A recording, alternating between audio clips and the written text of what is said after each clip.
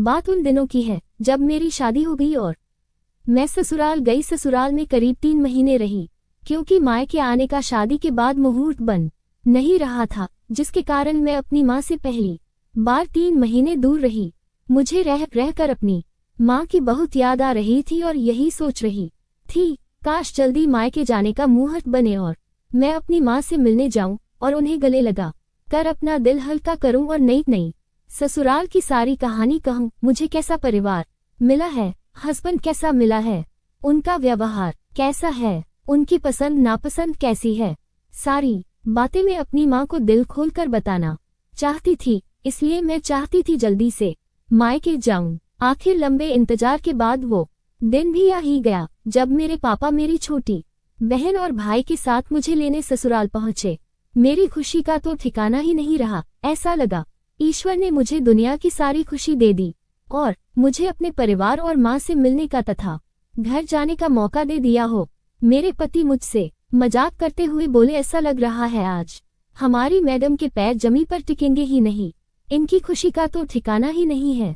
मेरी सास भी मजाक करते हुए बोली, देखना तुम्हें वो घर पर आया सा लगने लगेगा और तुम्हारे अपने भी पराये लगने लगेंगे और सब कुछ बदला सा लगने लगेगा। फिर तुम्हें लगने लगेगा कि सच में शादी के बाद लड़कियां पराये हो जाती है। मैंने उनकी बातों को सुना और बोली, ऐसा नहीं है मम्मी जी, माँ का प्यार कभी नहीं बदलता है, वो हमेशा अपने बच्चों को प्यार करती है। इतने बोलने के बाद मैं मायके जाने की तैयारी करने लगी। पहले मैं सबको खाना खिलाया और फिर मैं मायके जाने के लिए तैयार हो गई। शाम को मैं मेरे पति, पापा और छोटे भाई बहन के साथ मायके पहुंची।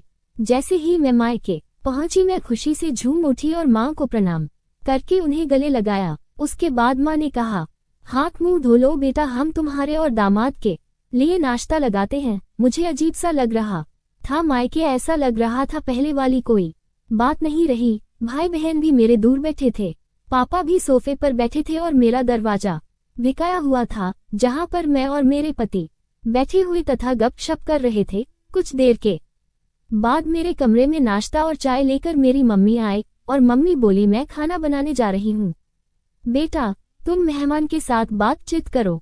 मुझे तो सास की कही हुई बात एकदम सही लग रही थी। सच में शादी के बाद एक लड़की का मायका बदल जाता है।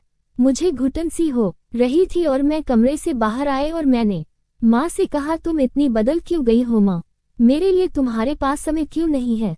मैं तो सोचती थी तुम मुझसे बहुत प्यार करती हो और हमेशा करती रहोगी, लेकिन तुम तो बिल्कुल बदल गई। मुझे रोते हुए देखकर गले लगाकर बोली, बेटा माँ का प्रेम कभी नहीं बदलता है, लेकिन कुछ फर्ज तुम्हारे जीवन साथी के लिए भी तो है और हमारे दामाद के लिए भी, तो जिनका खास ख्याल रखना है। 2 दिन के बाद वो चले जाएंगे, फिर हम सब पहले जैसा ही हंसी मजाक और बातें किया करेंगे। उसके बाद माँ बोली, माँ का प्रेम कभी नहीं बदलता, क्योंकि माँ से ही हर लड़की को मायके आने का एहसास होता है।